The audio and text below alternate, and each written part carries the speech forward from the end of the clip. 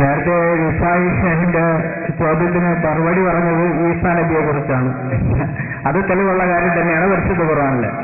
എന്നാൽ അള്ളാഹുവിന് ഉത്കൃഷ്ടമായ നാമങ്ങളുണ്ട്. അതിൽ 2 പേരുകളാണല്ലോ റഹ്മാൻ റഹീം. റഹ്മാൻ റഹീം. ഈ റഹ്മാൻ എന്ന പദത്തിന്റെ വ്യാഖ്യാനത്തിൽ ഈ ലോകത്ത് വെച്ച് അള്ളാഹുവിനെ വിളിക്കുന്നവർക്കും വിളിക്കാത്തവർക്കും അള്ളാഹു അല്ലാത്ത മറ്റു സൃഷ്ടികളെ വിളിച്ച് പ്രാർത്ഥിക്കുന്നവർക്കും അള്ളാഹു ഒരുപോലെ ഗുണം ചെയ്യുമെന്നും, അതുപോലെ റഹീം എന്ന പേരിന് അള്ളാഹുവിനെ ഈ ലോകത്ത് വെച്ച് അള്ളാഹുവിനെ മാത്രം വിളിച്ച് പ്രാർത്ഥിച്ചവർക്ക് മാത്രമേ പരലോകത്ത് ഗുണം കിട്ടുകയുള്ളൂ എന്നും അതിന്റെ വ്യാഖ്യാനമായി പറയപ്പെടുന്നുണ്ടല്ലോ. അപ്പോൾ മുജാഹിദുകൾ വാദിക്കുന്നതും ഇത് തന്നെയാണല്ലോ. ഈ ലോകത്ത് വെച്ചായാലും അള്ളാഹുവിനെ മാത്രമേ വിളിച്ച് പ്രാർത്ഥിക്കാൻ പാടുള്ളൂ. അതിന്റെ അള്ളാഹുവിന്റെ ഉത്കൃഷ്ടമായ നാമങ്ങളിൽ മുഹീദ്ദീൻ ഷേഖ് എന്നൊരു പേരില്ല.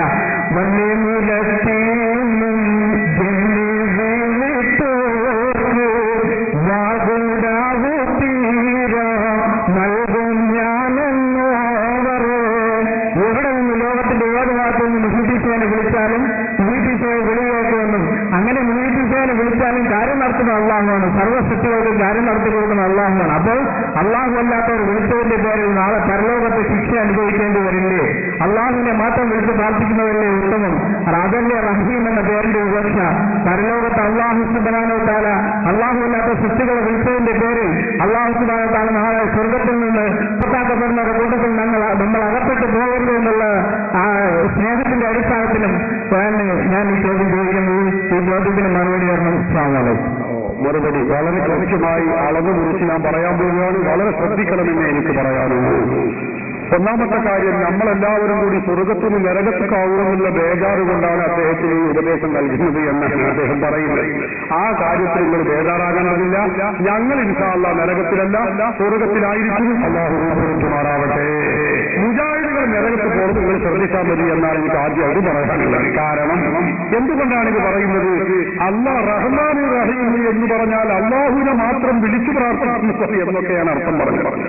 പണ്ഡിതന്മാരൊക്കെ പറഞ്ഞ അർത്ഥം ഈ ലോകത്ത് വഴിപ്പെട്ടവർക്കും വഴിപ്പെടാത്തവർക്കും ഗുണം ചെയ്യുന്നവൻ റഹ്മാൻ.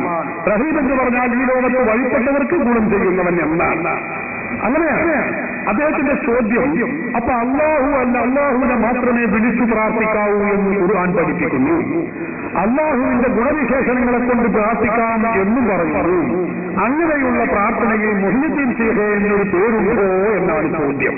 മറുപടി പറയുന്നതിന് മുമ്പ് സാധാരണക്കാരായ ആളുകളെ അദ്ദേഹം പുകമറ സൃഷ്ടിച്ച ഒരു പദപ്രയോഗത്തെ ഒന്ന് വിശദീകരിക്കേണ്ടതുണ്ട്. എന്താണ്?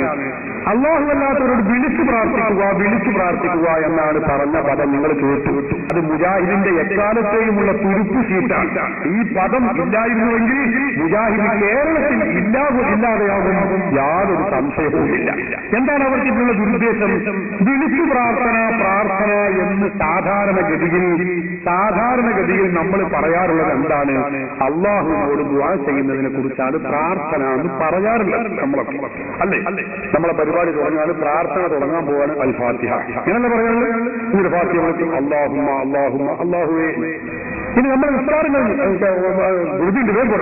പ്രാർത്ഥിക്കുകയാണ്, അങ്ങനെ പറയാറുള്ളത്. എന്താണ്? ആരോടാ പ്രാർത്ഥിക്കണം? അല്ലാഹുവിനോട്. ഇതിനെ കുറിച്ചാണ് സാധാരണഗതിയിൽ പ്രാർത്ഥന എന്ന് നമ്മൾ പറയാറുള്ളത്. ഒരു വസ്തുതയാണ്, സാധാരണഗതിയിലുള്ള പ്രയോഗമാണ് ഞാൻ പറയുന്നത്. അതേ അവസരത്തിൽ നമ്മൾ മുഹീദ്ദീൻ ഷേഖിനോട് വിളിച്ചു, യാ ഗൗസ് യാ മുഹീദ്ദീൻ അബ്ദുൽ ഖാദിർ ജീലാനി, മുഹീദ്ദീൻ ഷേഖിനെ വിളിച്ചു. അല്ലെങ്കിൽ അസ്സലാത്തു വസ്സലാമു അലൈക യാ സയ്യിദി യാ റസൂലല്ലാഹ് ഖുദ് ബിയദി വഖല്ലത ഹീലതി അദ്രികനി യാ റസൂലല്ലാഹ് എന്ന് റസൂലുള്ളാഹിനെ വിളിച്ചാൽ അതിനെക്കുറിച്ച് നമ്മൾ റസൂലുള്ളാഹിയോട് പ്രാർത്ഥിച്ചു, മുഹീദ്ദീൻ ഷേഖിനോട് പ്രാർത്ഥിച്ചു എന്ന് സാധാരണഗതിയിൽ പറയാറില്ല. പ്രാർത്ഥന എന്നത് മലയാള പദമാണ്. എന്താണ് അതിന്റെ അർത്ഥം? പ്രാർത്ഥന എന്ന മലയാള പദത്തിന്റെ ഡിക്ഷണറികൾ മുഴുവനും എടുത്തു നോക്കൂ നിങ്ങൾ. ശബ്ദധാരാവലി എടുത്തോളൂ, ശബ്ദസാഗരം എടുത്തോളൂ, അതുപോലെ തന്നെ കേരള മലയാള നിഘണ്ടു ഏതെടുത്താലും ഭാഷാ നിഘണ്ടു എടുത്തോളൂ. അതിലൊക്കെ കാണും പ്രാർത്ഥന എന്ന് പറഞ്ഞാൽ അതിന്റെ അർത്ഥം എന്താ? എന്താ പ്രാർത്ഥന എന്ന് പറഞ്ഞ അപേക്ഷ, യാചന, ശേഷം, ചോദ്യം, ഇതൊക്കെയാണ്. ഇതാണ് ഈ പ്രാർത്ഥന എന്ന് പറയുന്നത്. പ്രാർത്ഥന, അർത്ഥന, അപേക്ഷ, യാചന, ശേഷം, ചോദ്യം, ഇങ്ങനെ വ്യത്യസ്തങ്ങളായ ഹർജി, ഇങ്ങനെ വ്യത്യസ്തങ്ങളായ അർത്ഥങ്ങൾ പ്രാർത്ഥന എന്ന പദം മലയാള ഡിക്ഷണറിയിൽ നമുക്ക് കാണാൻ കഴിയും. അപ്പോ മുജാഹിദ് സുന്നികളെ കുറിച്ച് പറയുന്നത് എന്താ? സുന്നികൾ അല്ലാഹു അല്ലാത്ത മുഹീദ്ദീൻ ശൈഖിനോട് അല്ലെങ്കിൽ ബദരീകളോട് പ്രാർത്ഥിക്കുന്നവരാണ്. എന്താ ഇപ്പൊ മലയാള ഭാഷ അനുസരിച്ച് അതിന്റെ അർത്ഥം? സുന്നികൾ അല്ലാഹു അല്ലാത്തവരോട് തേടുന്നവരാണ്, സുന്നികൾ അല്ലാഹു അല്ലാത്തവരെ വിളിക്കുന്നവരാണ്, സുന്നികൾ അല്ലാഹു അല്ലാത്തവരോട് അപേക്ഷിക്കുന്നവരാണ്, സുന്നികൾ അല്ലാഹു അല്ലാത്തവരോട് യാചിക്കുന്നവരാണ്, സുന്നികൾ അല്ലാഹു അല്ലാത്തവർക്ക് അർജി നൽകുന്നവരാണ്. ഇതൊക്കെ അല്ലേ അതിന്റെ അർത്ഥം? ഇതിനെന്താ കുഴപ്പം? അത് സുന്നികൾ മാത്രമേ മുജാഹിദ് ചെയ്യുന്നില്ലേ? അല്ലാഹു അല്ലാത്തവരോട് അപേക്ഷിക്കുന്നില്ലേ മുജാഹിദുകൾ? അല്ലാഹു അല്ലാത്തവരോട് ചോദിക്കുന്നില്ലേ? അല്ലാഹു അല്ലാത്തവരോട് അർപ്പിക്കുന്നില്ലേ? അല്ലാഹു അല്ലാത്തവരോട് യാചിക്കുന്നില്ലേ? അല്ലാഹു അല്ലാത്തവർക്ക് അർജികൾ കൊടുക്കുന്നില്ലേ? പിന്നെ എന്താ ഇവിടെ പ്രശ്നമുള്ളത്? അപ്പൊ കഴിഞ്ഞിട്ടില്ല, ഞാൻ കഴിഞ്ഞ രണ്ടുപേർക്ക് നിങ്ങൾക്ക് ഇഷ്ടം പോലെ ചോദിക്കാൻ അവസരം തരും. ഞാനത് പഠിപ്പിച്ചിട്ട് നിങ്ങളെ വിടുള്ളൂ ഇൻഷാ അല്ലാഹ്. അപ്പൊ നിങ്ങളെ മാത്രമുള്ള സകല മുജാഹിദുകളെ അപ്പൊ ഞാൻ പറയുന്നത് ഇൻഷാ അല്ലാഹ്, പ്രാർത്ഥന എന്ന പദത്തിന്റെ അർത്ഥം ഇതാണ്. അല്ലാഹു അല്ലാത്തവരോട് പ്രാർത്ഥിക്കുക എന്ന് പറഞ്ഞാൽ അല്ലാഹു അല്ലാത്തവരോട് അപേക്ഷിക്കുക, യാചിക്കുക, ചോദിക്കുക, തേടുക എന്നാണ്. അപ്പൊ മുഹീദ്ദീൻ ശൈഖിനോട് മുഹീദ്ദീൻ ശൈഖ് അല്ലാഹു അല്ലാത്ത മുഹീദ്ദീൻ ശൈഖിനോട് സുന്നികൾ ചോദിക്കുന്നു, യാചിക്കുന്നു, അർത്ഥിക്കുന്നു, പ്രാർത്ഥിക്കുന്നു. ഭാഷാപരമായി യാതൊരു തെറ്റുമില്ല. എന്ത്?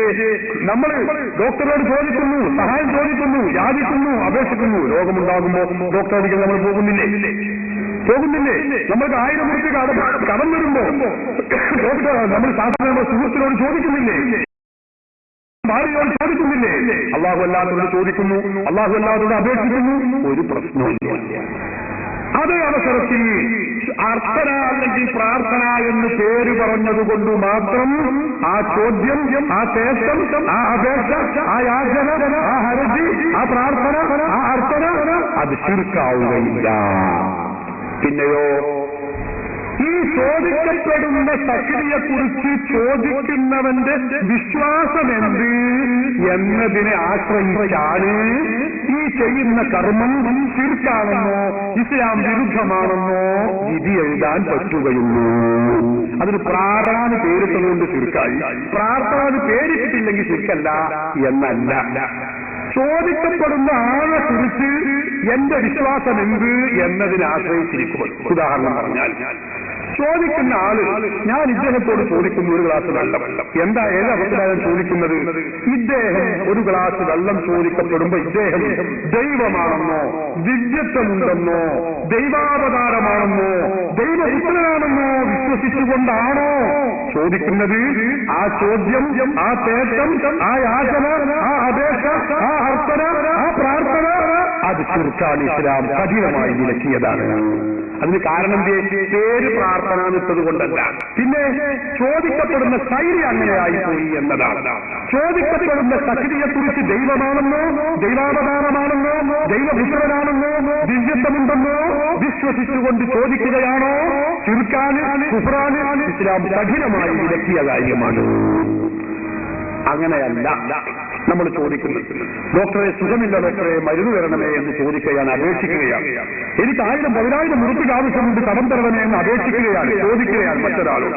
അത് ദൈവമാണെന്നോ, ദൈവാവതാരാണെന്നോ, ദൈവമെന്ന് കരുതിയിട്ടൊന്നും അല്ല നമ്മൾ ചോദിക്കുന്നതെങ്കിൽ ആ ചോദ്യം, ആ തേട്ടം, ആ അപേക്ഷ, ആ യാചന അത് ശിർക്കല്ല, അത് ഇസ്ലാം വിലക്കിയതല്ല, ഇസ്ലാം കുഫ്റായി പ്രഖ്യാപിച്ച കാര്യവും അല്ല.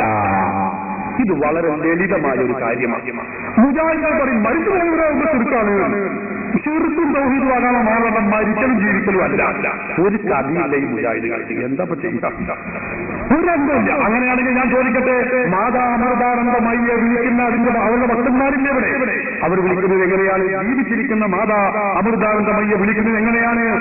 അവര് ആ മാതാ അമൃതാനന്ദമയി ദൈവമാണ് എന്ന് വിശ്വസിച്ചുകൊണ്ടാണ്. ജീവിച്ചിരിക്കുന്നവരെയാണ് വിളിക്കുന്നത്. ആ വിളി അത് നിങ്ങളെ അർത്ഥനാഥ് പേരിട്ടാലും പ്രാർത്ഥനാഥ് പേരിട്ടിട്ടില്ലെങ്കിലും വിളിയെന്നോ തേട്ടെന്നോ അപേക്ഷാനോ സഹായം ചോദിക്കുന്നോ യാചനാന്നോ ഹർജിന്നോ എന്ത് പേരിട്ടാലും അത് ശിർക്കാണ്. അതെങ്ങനെ ശിർക്കാക? പ്രാർത്ഥന എന്ന് പറഞ്ഞിട്ടില്ലല്ലോ. പ്രാർത്ഥന എന്ന് പറയലല്ല അതിന്റെ മാനദണ്ഡം.